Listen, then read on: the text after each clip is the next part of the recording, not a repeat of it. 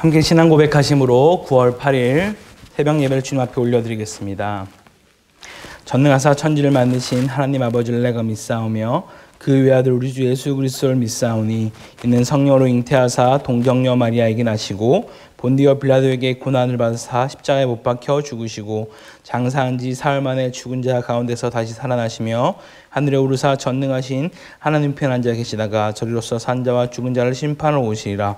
성령을 믿사오며 거룩한 공회와 성도가 서로 통하는 것과 죄를 사하여 주시는 것과 몸이 다시 사는 것과 영원히 사는 것을 믿사옵나이다. 아멘. 함께 부를 찬송은 찬송가 337장입니다.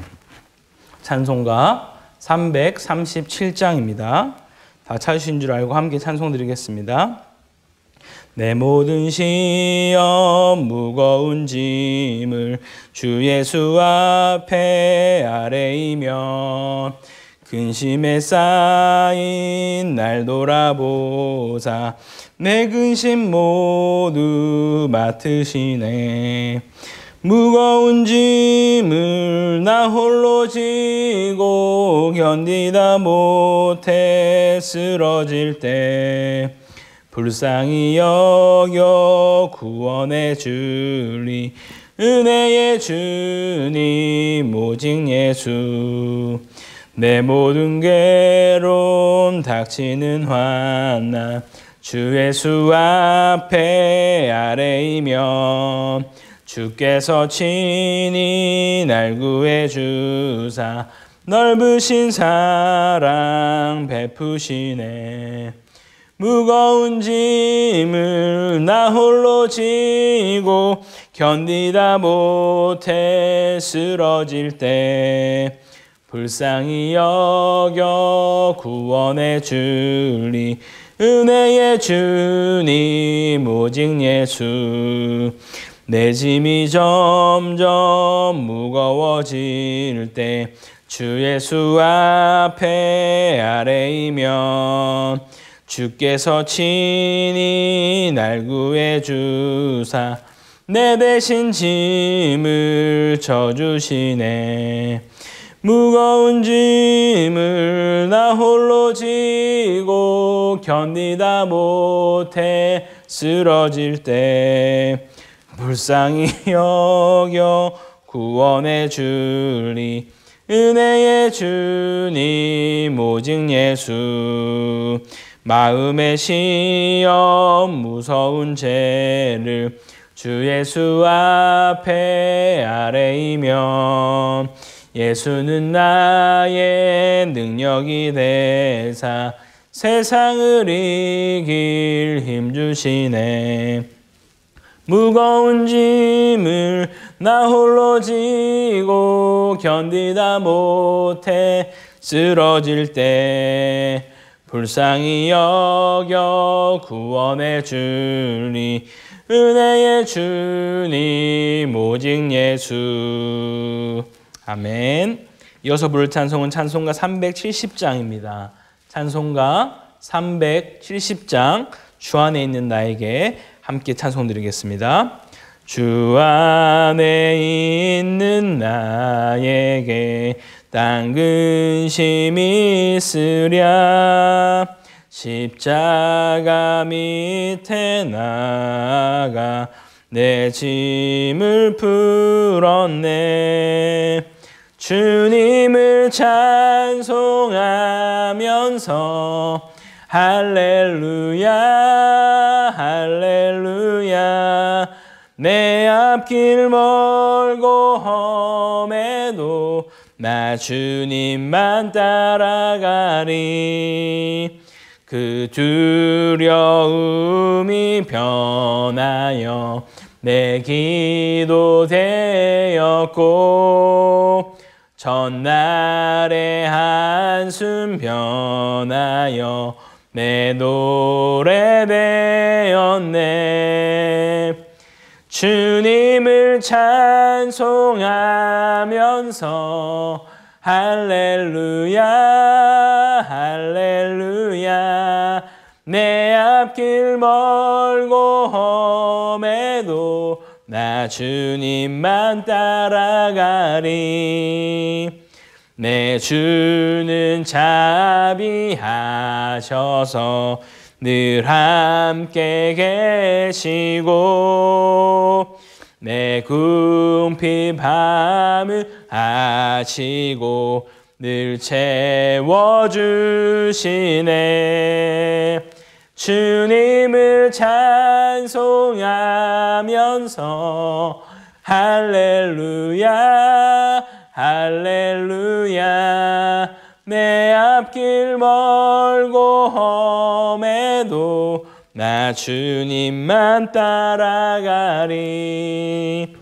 내 주와 맺은 언약은 영불변하시니 그 나라 가기까지는 늘 보호하시네. 주님을 찬송하면서 할렐루야 할렐루야 내 앞길 멀고 험해도 나 주님만 따라가리. 아멘. 오늘 함께 볼 하나님의 말씀은 창세기 41장 37절에서 57절까지의 말씀입니다. 제가 가진 성경으로 구약 64페이지에 있습니다. 창세기 41장 37절에서 57절까지의 말씀 함께 교독해서 읽도록 하겠습니다. 다 찾으셨으면 제가 먼저 37절 읽도록 하겠습니다. 바로와 그의 모든 신하가 이 일을 좋게 여긴지라. 바로가 그의 신하들에게 이르되 이와 같이 하나님의 영에 감동된 사람을 우리가 어찌 찾을 수 있으리요 하고 요셉에게 이르되 하나님이 모든 것을 내게 보이셨으니 너와 같이 명철하고 지혜 있는 자가 없도다. 너는 내 집을 다스리라. 내 백성이 다 내 명령에 복종하리니 내가 너보다 높은 것을 내 왕자뿐이니라. 바로가 또 요셉에게 이르되 내가 너를 애굽의 온 땅의 총리가 되게 하노라 하고 자기의 인장 반지를 빼어 요셉의 손에 끼우고 그에게 세마포 옷을 입히고 금사슬을 목에 걸고 자기에게 있는 버금술에 그를 태우매 무리가 그의 앞에서 소리 지르기를 엎드리라 하더라. 바로가 그에게 애굽 전국을 총리로 다스리게 하였더라. 바로가 요셉에게 이르되 나는 바로라. 애굽 온 땅에서 내 허락이 없이는 수족을 놀릴 자가 없으리라 하고 그가 요셉의 이름을 사브나 바네아라 하고 또 온의 제사장 보디베라의 딸 아스낫을 그에게 주어 아내로 삼게 하니라. 요셉이 나가 애굽 온 땅을 순찰하니라. 요셉이 애굽 왕 바로 앞에 설 때 30세라. 그가 바로 앞을 떠나 애굽 온 땅을 순찰하니 7해 풍년에 토지 소출이 심히 많은지라. 요셉이 애굽 땅에 있는 그 7년 곡물을 거두어 각 성에 저장하되 각 성읍 주위에 밭의 곡물을 그 성읍 중에 쌓아두매 쌓아둔 곡식이 바다 모래같이 심히 많아 세기를 그쳤으니 그 수가 한이 없음이었더라. 6년이 들기 전에 요셉에게 두 아들이 나되 곧 온의 제사장 보디베라의 딸 아스낫이 그에게서 낳은지라. 요셉이 그의 장남의 이름을 므낫세라 하였으니 하나님이 내게 내 모든 고난과 내 아버지 온 집 일을 잊어버리게 하셨다 하며 차남의 이름을 에브라임이라 하였으니 하나님이 나를 내가 수고한 땅에서 번성하게 하셨다 함이었더라. 애굽 땅에 7해 풍년이 그치고 요셉의 말과 같이 7해 흉년이 들기 시작하매 각국에는 기근이 있으나 애굽 온 땅에는 먹을 것이 있더니 애굽 온 땅의 굶주림에 백성이 바로에게 부르짖어 양식을 구하는지라. 바로가 애굽 모든 백성에게 이르되 요셉에게 가서 그가 너희에게 이르는 대로 하라 하니라. 온 지면에 기근이 있음에 요셉이 모든 창고를 열고 애굽 백성에게 팔세 애굽 땅에 기근이 심하며. 함께 읽겠습니다. 각국 백성도 양식을 사려고 애굽으로 들어와 요셉에게 이르렀으니 기근이 온 세상에 심함이었더라. 아멘. 오늘도 가정에서 변함없이 이른 새벽 말씀 앞으로 기도의 자리에 나오신 우리 모든 성도님들에게 그리스도의 평강과 긍휼과 은혜가 가득하기를 간절히 소망합니다. 계속해서 어려운 상황 가운데 있지만 그럼에도 불구하고 지금도 살아 역사하시는 그 하나님을 신뢰하며 이 시기를 잘 헤쳐나갈 수 있기를 간절히 소망합니다. 각자의 자리에서 방역에 또 최선을 다해 주시고 특별히 예배와 기도의 자리를 소홀히 하지 않는 우리 모두가 되기를 주의 이름으로 간절히 축원합니다. 오늘 함께 창세기 41장 말씀, 지금도 일하시는 하나님이라는 제목으로 같이 말씀 나누도록 하겠습니다. 창세기 말씀은 사실 이야기처럼 진행이 돼서 특히 쉬운 성경이나 현대어 성경으로 읽으면 더 재미있게 우리가 볼 수도 있습니다. 지금 우리가 보고 있는 이 내용들도 우리가 잘 알고 있는 내용들이죠. 특히 보신 분들도 계실 텐데 이집트 왕자 2라는 애니메이션 요셉 이야기로 우리에게 참 잘 알려진 친숙한 내용이 아닐까 생각해 봅니다. 제가 지난주에 37장 이야기를 하면서 마치 요셉 이야기를 하고 있는 것처럼 보이지만 야곱의 족보에 관한, 그 야곱의 가정에 관한 이야기다라고 말씀드렸습니다. 물론 요셉도 많은 성경 신학자들이 말하기를 그리스도를 예표하는 바로 그런 모습이다라고 말하는 것처럼 참 함께 봐야 할 부분도 많이 있지만 특별히 오늘 내용에서는 하나님이 어떻게 요셉의 삶을 통해 그 구원의 역사를 이루어 가시는지 함께 살펴보기 원합니다. 본문의 시작은 바로의 그의 모든 신하가 이 일을 좋게 여겼다라고 말합니다. 무슨 일이었죠? 요셉이 바로 이 바로의 꿈을 해석한 그 일에 대해서 좋게 여겼다라고 말하는 것입니다. 그러자 그 일에 대해 바로가 하는 말이 참 신앙인처럼 말을 하는데요. 38절을 다시 한번 우리가 같이 읽어보도록 하겠습니다. 시작. 바로가 그의 신하들에게 이르되 이와 같이 하나님의 영에 감동된 사람을 우리가 어찌 찾을 수 있으리야 하고. 아멘. 그렇습니다. 바로가 신하들에게 말하기를 이와 같이 하나님의 영에 감동된 사람을 우리가 어떻게 찾을 수 있겠느냐라고 말하고 있다라는 거예요. 사실 이 말은 바로조차도 어쩌면 이 일은 요셉이 뭔가 남들보다 더 특출나거나 비상한 능력이 있어서라기보다는 그가 믿는 하나님이 그와 함께 하심으로, 그 영이 함께 하심으로 일을 했다라고 보고 있다라는 것이죠.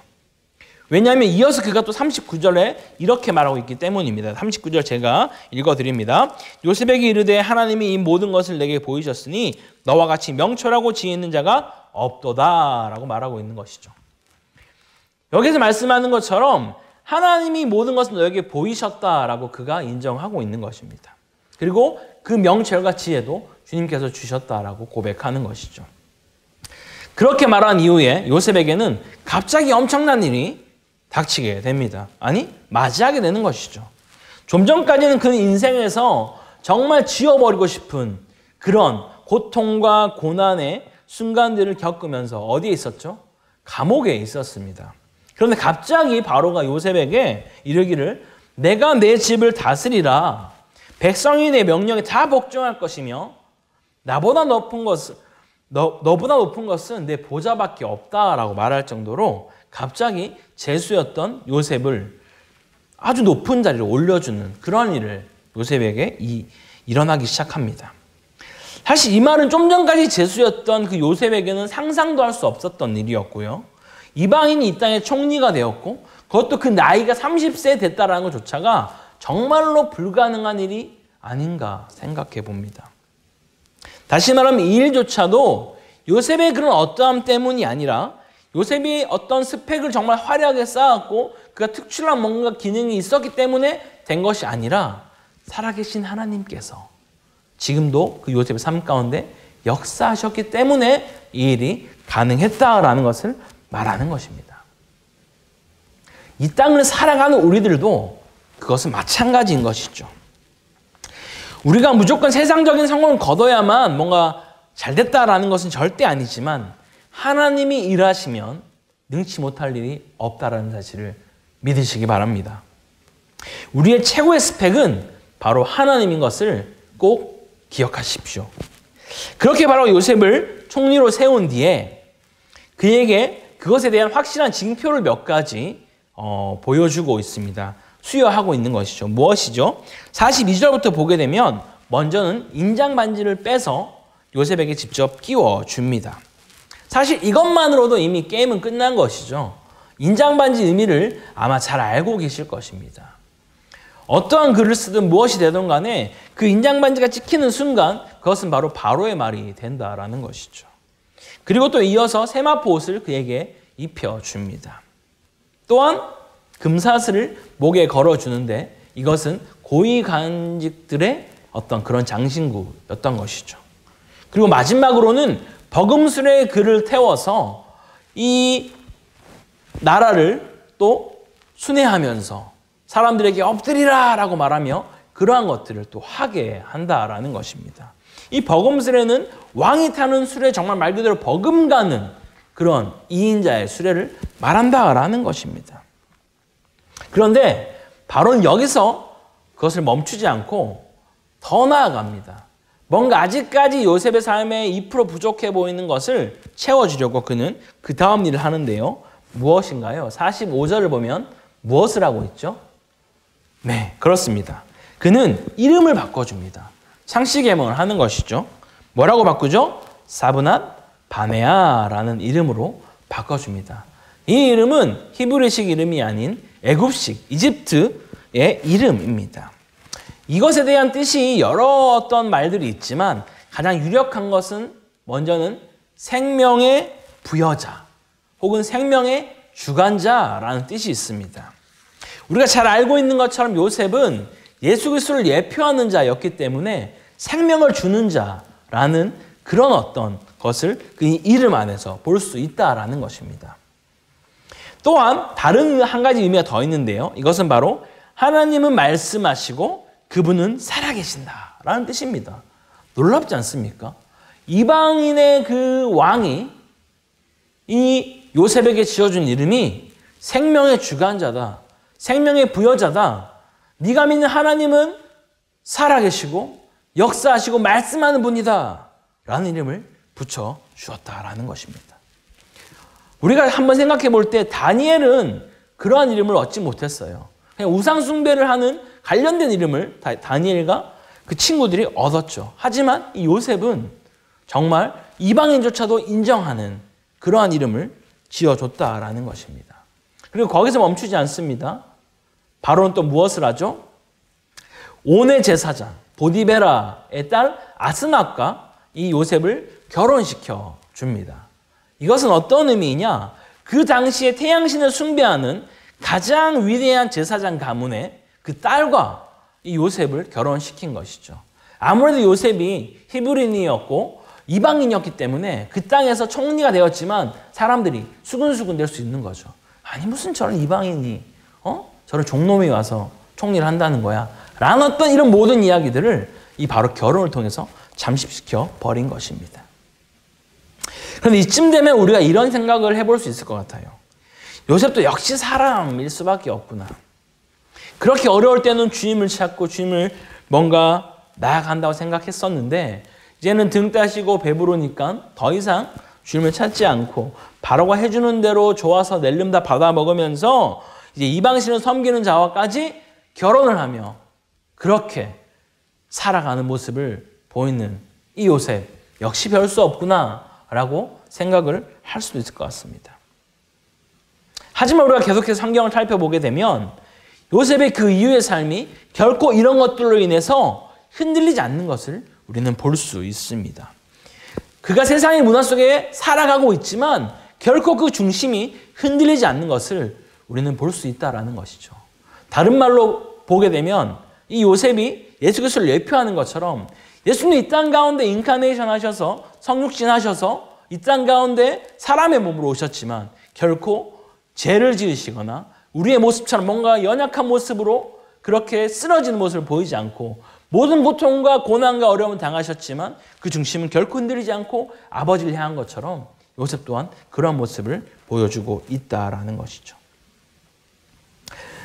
더 나아가 요셉이 그 마음이 중심이 움직이지 않았다라는 것을 이어서 나오는 본문에서 그의 자식들의 이름을 붙여주는 것을 볼 때 우리는 알 수 있습니다. 왜냐하면 먼저는 첫째 장남의 이름을 므낫세라고 짓기 때문입니다. 그것의 뜻은 잊어버림이라는 뜻인데요.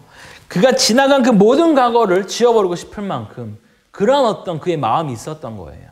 그래서 첫째 아들의 이름을 잊어버림이라고 지은 거죠. 이것은 히브리식 이름입니다. 두 번째는 무엇이죠? 에브라임이라고 짓습니다.